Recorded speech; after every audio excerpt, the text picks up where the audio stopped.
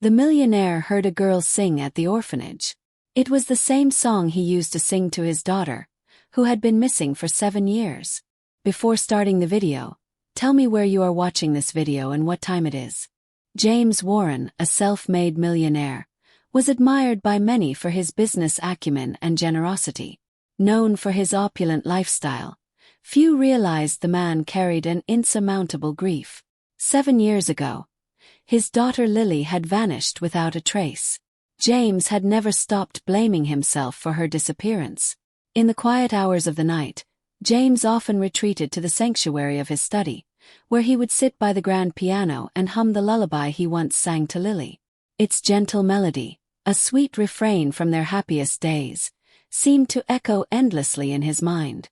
The tune brought bittersweet comfort, a bridge to the past and a reminder of the void in his life. Though time had dulled the sharpest edges of his pain, it hadn't erased it. To the world, James was a resilient and composed figure. Inside, he was a man haunted by the image of his little girl, smiling up at him as they sang together, now lost in the cruel abyss of what's.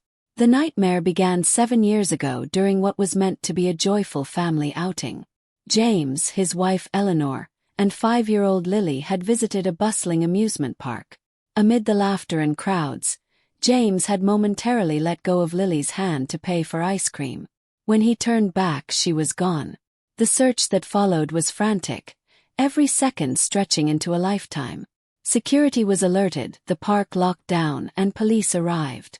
But despite their efforts, there was no sign of Lily. Over the days, weeks, and months that followed, James and Eleanor searched tirelessly, chasing leads that grew colder with each passing day. The strain became unbearable. Eleanor, unable to endure the heartbreak, left the marriage.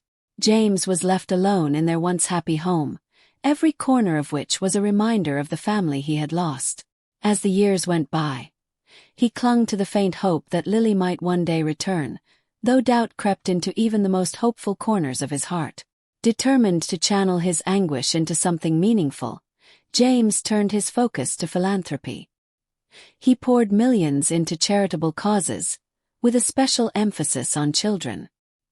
He funded shelters, supported education programs, and became a frequent visitor to orphanages. The smiles of the children he helped brought him a fleeting sense of purpose, though his heart remained heavy.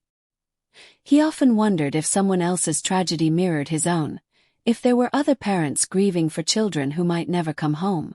At one orphanage, James found solace in connecting with children who had suffered losses of their own. They would never replace Lily, but their laughter and resilience reminded him of the daughter he had loved so deeply. His visits became a routine. While he told himself he was doing good, deep down James knew he was searching. Perhaps for a sense of redemption. Perhaps secretly for a miracle. A sign that Lily was still alive somewhere waiting to come home. On a crisp autumn afternoon, James visited a local orphanage he had recently funded.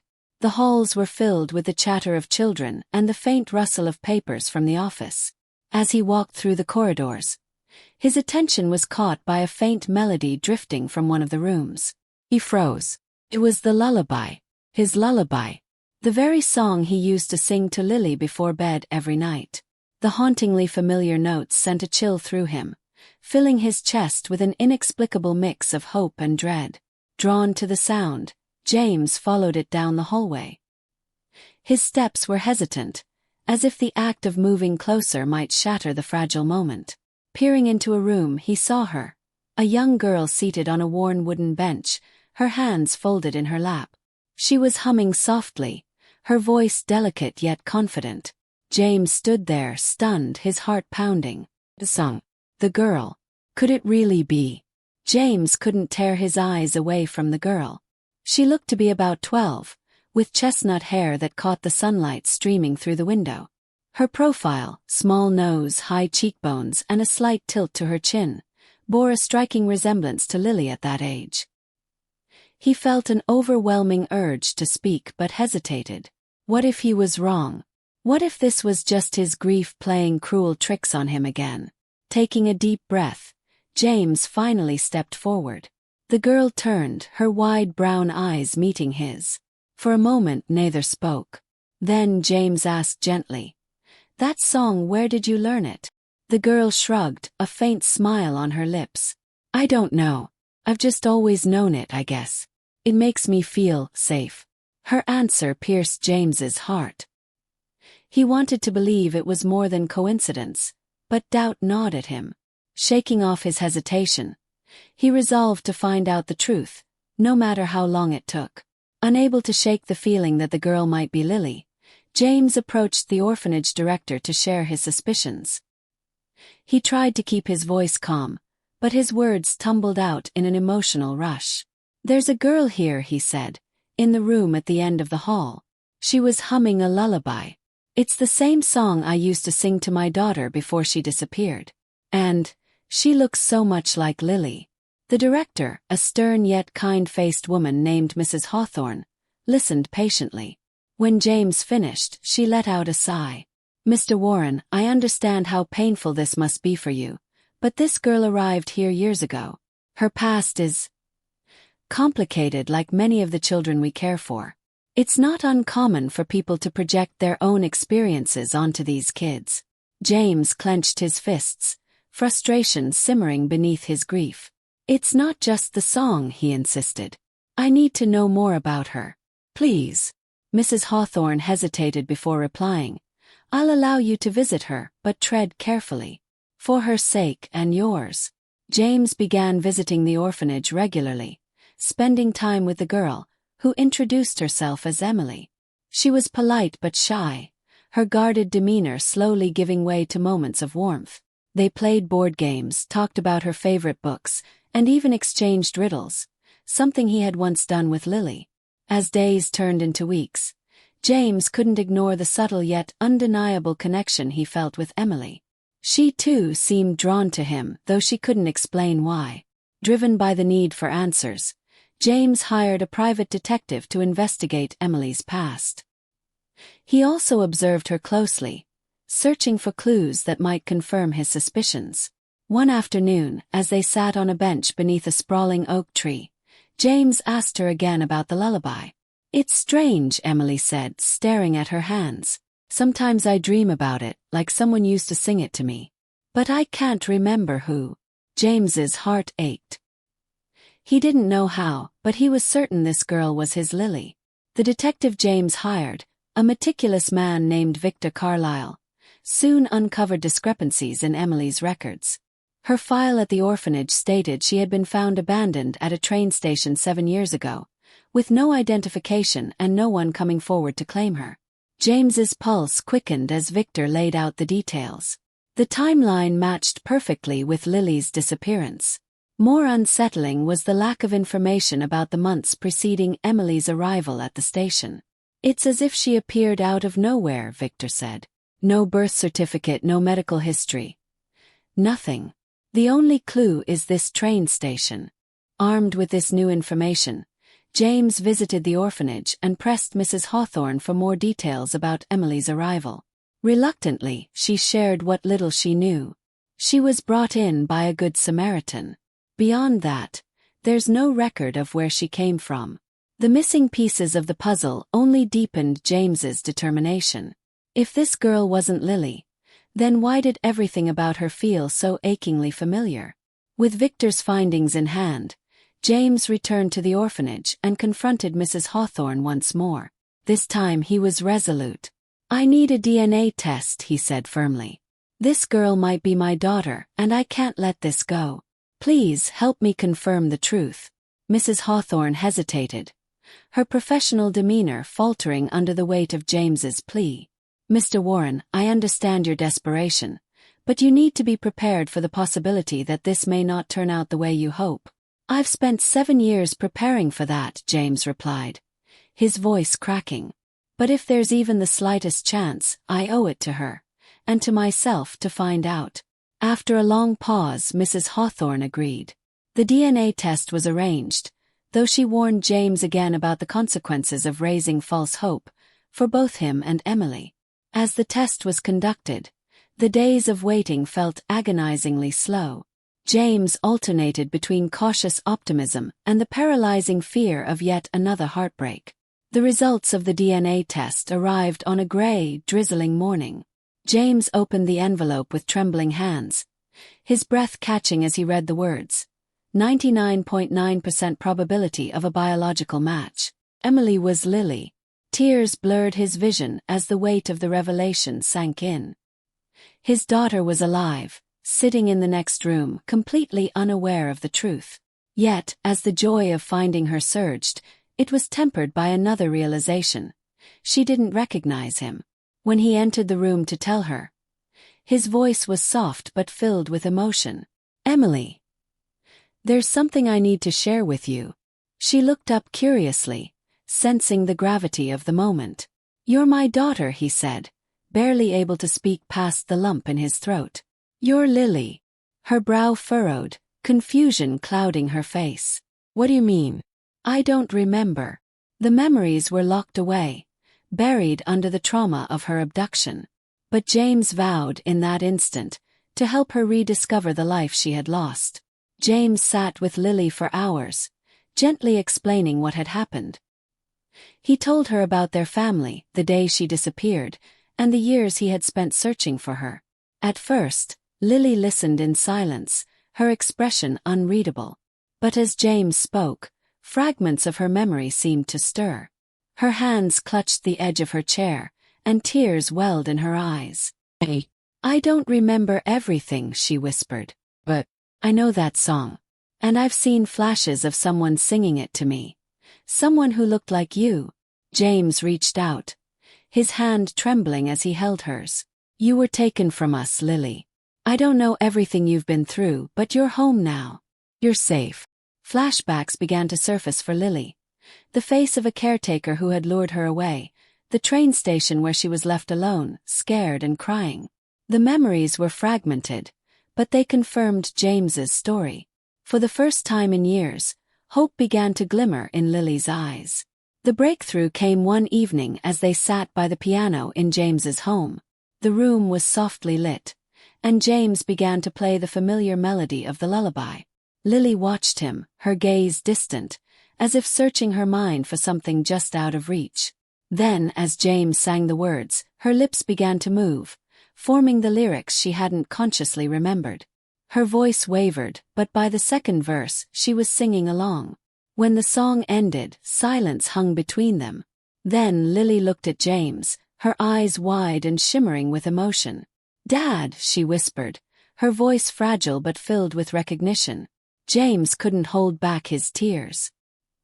He pulled her into his arms, holding her tightly as 7 years of pain, guilt, and longing dissolved in that one word. "Yes, sweetheart," he choked out. "I'm here. I've always been here." That night marked the start of their healing, a father and daughter, finally reunited against all odds. James brought Lily home to the mansion that had once echoed with her laughter. Every corner of the house had remained unchanged, preserved as though he had been waiting for her return all along. He led her to the room that had been hers, the walls still painted a soft lavender, her old toys carefully stored away. "Is this really mine?" she asked, her voice tinged with wonder and hesitation. "Yes," James said, his smile gentle. "It's been waiting for you just like I have." Though the reunion was joyous, James knew it would take time for Lily to feel truly at home. He arranged for therapy sessions with a child trauma specialist to help her process the years she had spent in limbo and the sudden rediscovery of her past. Each day brought small but meaningful victories. They played games she used to love, revisited photo albums, and shared meals while rediscovering their bond. Slowly, the girl who had been lost began to bloom again, her spirit reawakening in the warmth of her father's love. Reuniting with Lily gave James a renewed purpose in life. As they rebuilt their relationship, he felt a calling to use his resources to help other families who had experienced similar heartbreak. He established the Lily Foundation, a non-profit dedicated to reuniting missing children with their families and providing support for survivors of abduction. The foundation funded search operations, provided counseling for families, and supported law enforcement efforts to combat trafficking. James also began sharing his story publicly. At press conferences and charity events, he spoke about his 7-year search, the emotional toll of Lily's absence, and the miraculous reunion. His vulnerability inspired countless others, giving them hope in their darkest moments. Lily often joined him at these events, shy at first but gradually finding her voice. "If I can come home," she once said in front of a crowd, "then maybe someone you love can too." Together, they became symbols of resilience, their journey proof that even the deepest wounds could begin to heal with time, love, and determination. As the months passed, Lily grew more comfortable in her new life, her old personality emerging like sunlight breaking through clouds. She began to laugh more freely, her once wary gaze softening with trust. James cherished every moment with her. They spent hours rediscovering shared interests. She had a knack for puzzles and an adventurous love of exploring the garden maze on their estate. One day, she even surprised James by climbing onto his lap at the piano and insisting they play the lullaby together. Therapy sessions helped her process the years of confusion and fear. While she couldn't remember every detail, she no longer let the shadows of the past define her. Instead, Lily began to focus on her present and future. For James, these small, everyday moments were miracles. They weren't just rebuilding a father-daughter bond. They were creating something entirely new. Slowly but surely, the wounds of the past began to fade, replaced by hope, joy, and the promise of a brighter tomorrow. The Lily Foundation's annual fundraiser arrived, and James felt a mix of pride and nerves. It was the first major event where he and Lily would appear together as a family. The grand ballroom was filled with supporters, families, and children whose lives had been touched by the foundation's work. Lily was no longer the shy, withdrawn girl he had first met at the orphanage. That evening, she stood beside James in a simple yet elegant dress, her confidence growing as she greeted guests and thanked them for their support. When it was time for the evening's performances, Lily took the stage. She had decided to sing the lullaby, a song that had once been a tether to her father and was now a beacon of their unbreakable bond. Her voice, clear and full of emotion, filled the room.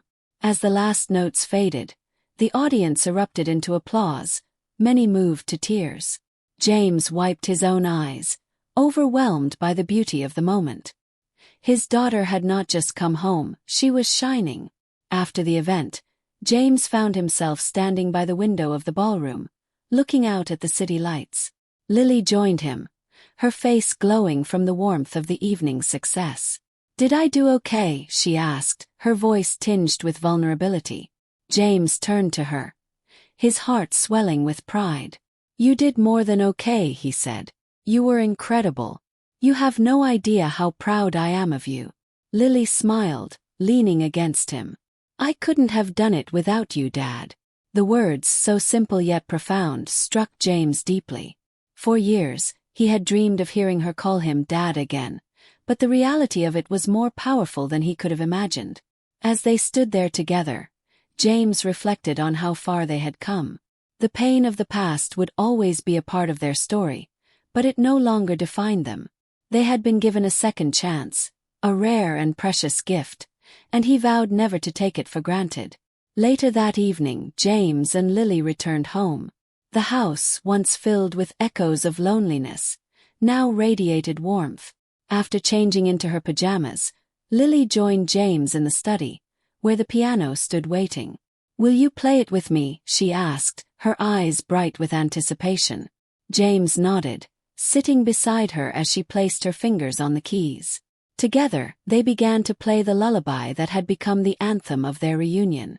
Lily's voice wove through the melody, growing stronger with each verse. When the song ended, they sat in comfortable silence. James looked over at Lily, marveling at her resilience and the bond they had rebuilt. "You know," he said, his voice soft, "this song isn't just a memory anymore. It's our new beginning." Lily smiled, resting her head on his shoulder. "I like that," she said. And as the night stretched on, father and daughter stayed by the piano, the music now a symbol of healing, love, and the unbreakable bond that had brought them back to each other.